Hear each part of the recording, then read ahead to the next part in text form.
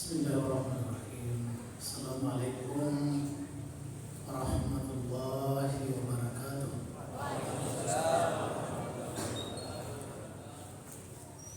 Hamdan wa syukurillah, salatan wa salamun ala rasulillah, wa la hawla wa la quwwata illa billahil. Segala puji hanya bagimu ya Allah, segala kemuliaan, keagungan, kekuatan dan kebesaran milikmu. Kalau Allah yang disembah dan diagungkan oleh seluruh para nabi, kalau Allah memilih nama-nama yang indah, kalau Tuhan yang maha pengasih dan penyayang, dan dengan kasih dan sayangnya kepada sehingga pada malam yang ke-8 ini kita masih berikan kekuatan dan kesempatan untuk melaksanakan amaliyah Ramadan dalam bulan suci ini. Dan tanpa pula malah kita mengirimkan selawat dan taslim kepada junjungan kita Nabi besar Muhammad sallallahu alaihi wasallam, Nabi yang telah menebarkan tikar permadani kedamaian dan yang telah menggulung tikar kejahilian. Nabi sebagai uswatun hasanah sekaligus sebagai rahmatan lil alamin. Sidang jamaah tauhid yang dimuliakan oleh Allah Subhanahu wa taala, singkatlah saya menyampaikan sebuah kisah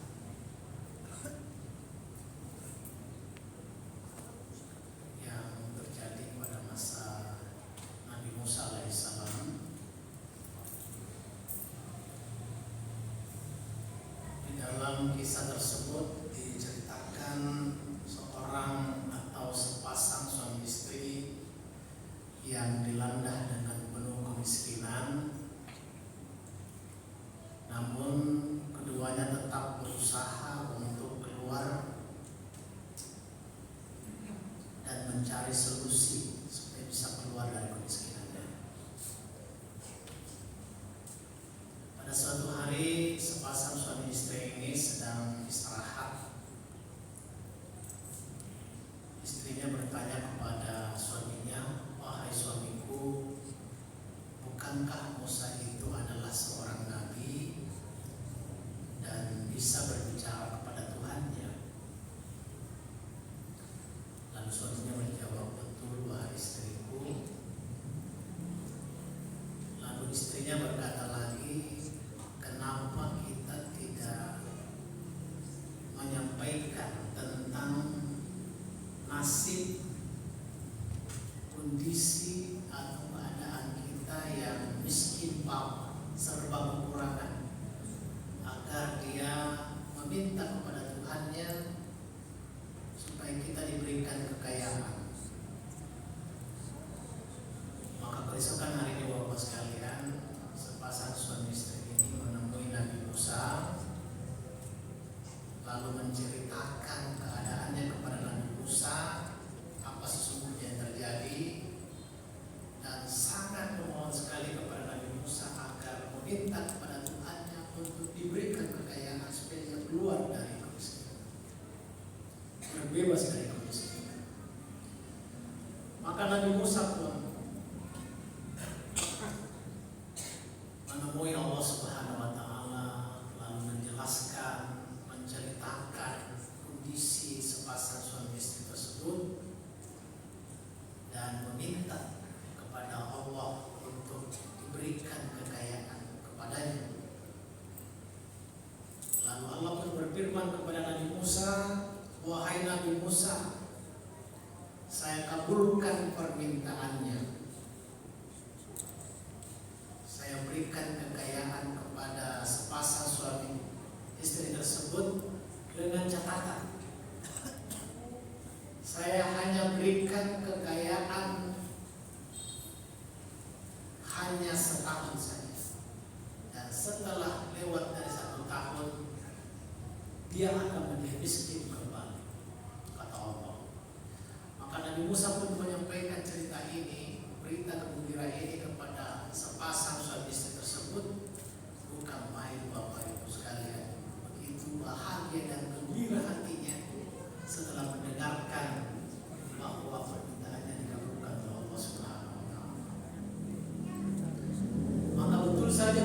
sekalian, keesokan harinya atau beberapa hari kemudian berdatanganlah Reski ke rumahnya. Tidak disangka-sangka dari mana datangnya. Rezeki yang melimpah sehingga kebutuhannya terpenuhi Bapak sekalian. Setiap hari rezeki berdatangan, tidak ditahu dari mana datangnya. Sehingga kebutuhannya terpenuhi, fasilitasnya terpenuhi, bahkan sebahagian diberikan kepada tetangganya Bapak sekalian.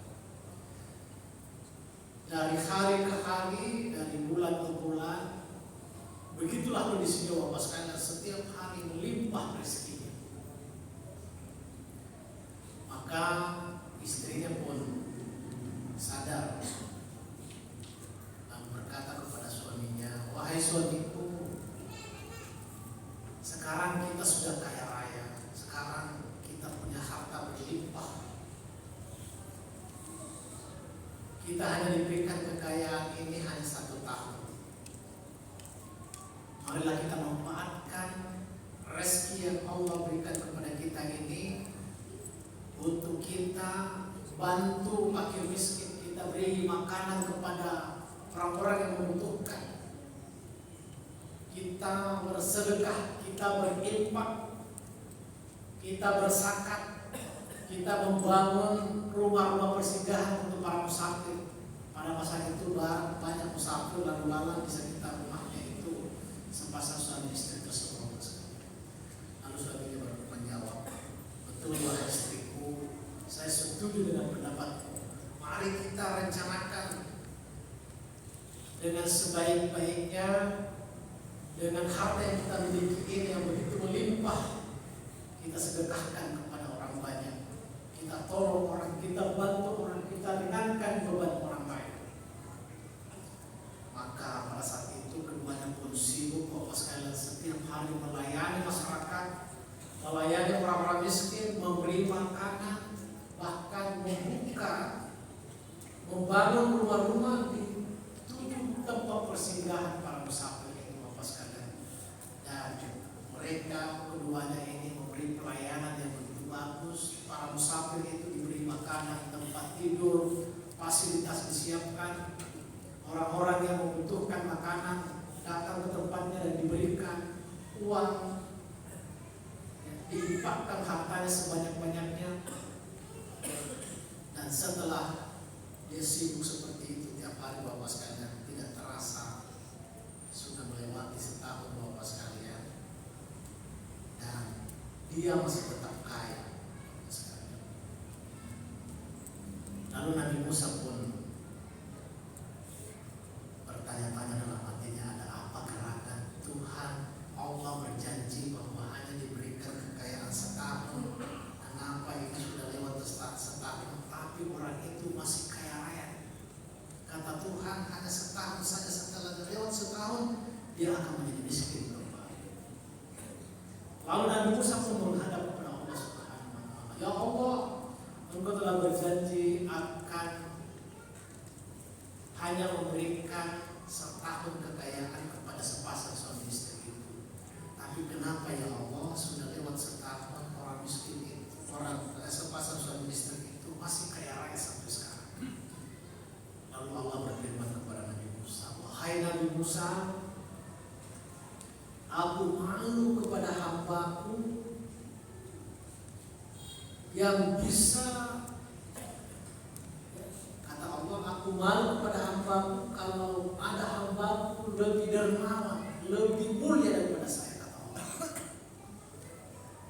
Nabi Musa, "Saya hanya bukakan satu pintu rezeki untuknya, tetapi mereka bisa membuka pintu-pintu rezeki yang lebih banyak untuk hamba-hamba yang lain. Oleh karena itu, wahai Nabi Musa, kekayaan tersebut tetap saya akan berikan kepadanya sampai waktu yang saya tentukan." Lalu Nabi Musa pun berkata, "Subhanallah, Maha suci Engkau ya Allah. Allahu Akbar, Engkau Maha Besar ya Allah, pemilik kerajaan alam ini. Apapun yang Engkau kehendaki pasti jadi ya Allah. Bapak Ibu sekalian yang dimuliakan oleh Allah Subhanahu wa taala. Apa ibrah atau pelajaran yang bisa kita ambil, yang bisa kita petik dari kisah ini Bapak sekalian? Yang pertama, bahwa ketika kita diberikan rezeki oleh Allah Subhanahu wa taala berupa harta benda, kekayaan, pangkat dan jabatan, kebahagiaan, hendaknya kita menyikapinya dengan banyak bersyukur kepada Allah Subhanahu wa taala dan memahami bahwa dari sekian harta yang kita peroleh, pangkat dan jabatan dan kebahagiaan, itulah hanya titipan yang Allah berikan kepada kita, dan kita bertanggungjawabkan nanti di akhirat nanti.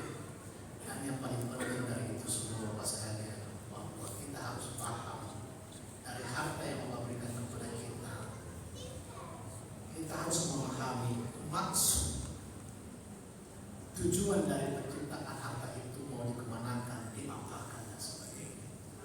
Tentu sebagai rasa syukur kita kepada Allah Subhanahu wa taala, maka harta yang kita peroleh itu sudah selayaknya kita infakkan, kita sedekahkan, kita keluarkan zakatnya. Karena di balik dari harta yang kita peroleh itu ada hak-hak orang lain di dalam. Tidak ada dalam sejarah bahwa orang yang bersedekah, orang yang berinfak, orang yang berzakat itu hartanya habis. Malah sebaliknya Bapak sekalian, semakin bertambah. Yang penting ada catatan pada saat kita bersedekah, pada saat kita berinfak, berzakat, menolong orang, kita lakukan itu semata-mata karena Allah Subhanahu wa taala. Hanya mengharap ridhanya, bukan karena mau dipuji, bukan karena ria, bukan karena siapa-siapa. Itu kunci Bapak sekalian. Oleh karena itu Bapak Ibu sekalian, jikalau kita ingin harta benda kita itu ingin lanjut bersama kita, jikalau pangkat dan jabatan kita ingin lama bersama kita, dan jikalau kebahagiaan yang kita rasakan itu ingin lama bersama kita, maka kita bercermin dari kisah tadi, kita lakukan apa yang dilakukan oleh sepasang suami istri tersebut. Meskipun diberikan harta yang berlimpah, tetapi dia menyadari bahwa di balik dari harta ini ada hak-hak orang lain yang harus kita berikan. Bahwa di balik dari harta ini adalah merupakan titipan yang Allah berikan kepada kita, dan suatu saat nanti kita akan bertanggungjawabkan. Jabatan itu hanya titipan yang Allah berikan kepada kita, dan kita harus bertanggungjawabkan di akhirat nanti. Kalau kita mampu menyikapinya dengan baik, memanfaatkannya dengan sebaik-baiknya, menolong orang, membantu orang, maka insya Allah jabatan yang kita miliki itu boleh jadi menjadi saksi bagi kita dalam nanti akan berbicara bahwa si B ini menjadi pemimpin betul-betul memberi kemudahan bagi bawahannya, mensejahterakan bawahannya, dan membawa kepada pencerahan, kebaikan kepada bawahannya.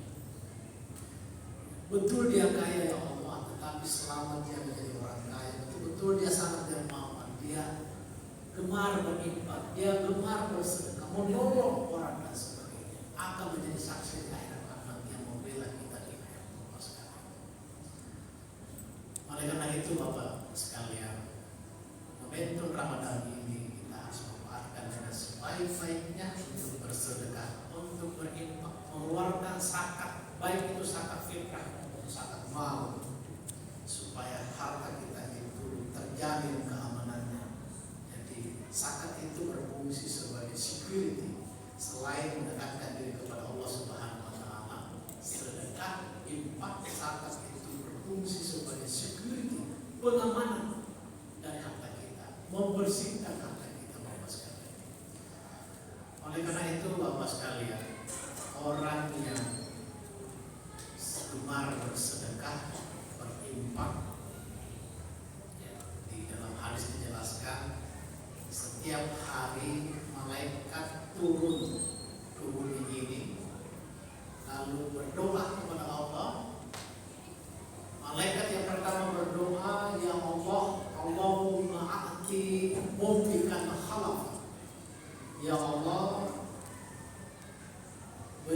berikanlah ganti kepada orang-orang yang gemar bersedekah dan berinfak.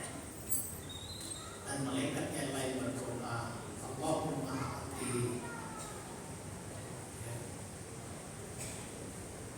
munfikan, Allahumma ati ya Allah berikan kerugian,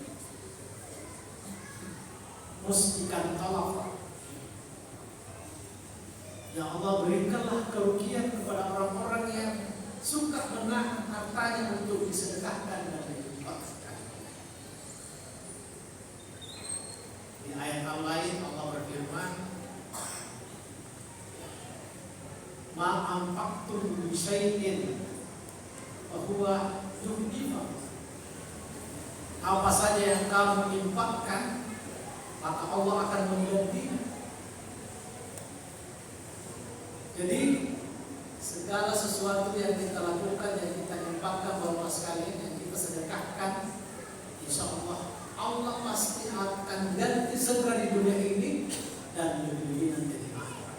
Tidak ada dalam sejarah Bapak sekalian orang yang berinfak bersedekah itu menjadi miskin, bahkan sebaliknya.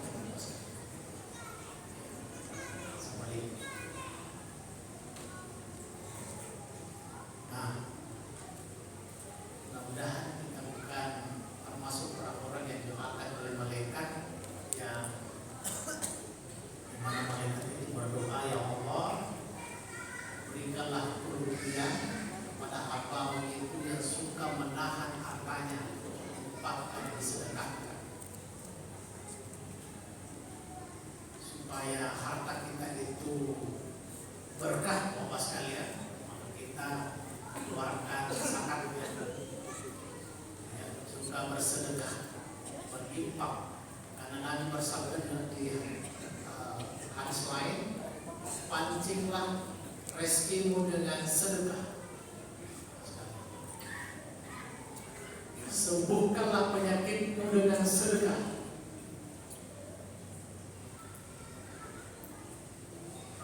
Dan banyak lagi hal-hal lain jika ingin kita bahagia, gemarlah untuk bersedekah.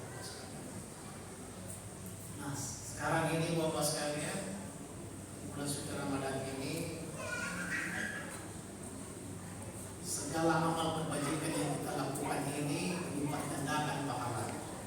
Bapak Ibu sekalian yang berlebih, ada hartanya berlebih, maka saatnya sekarang kita keluarkan, kita sedekahkan, kita infakkan, kita keluarkan zakatnya.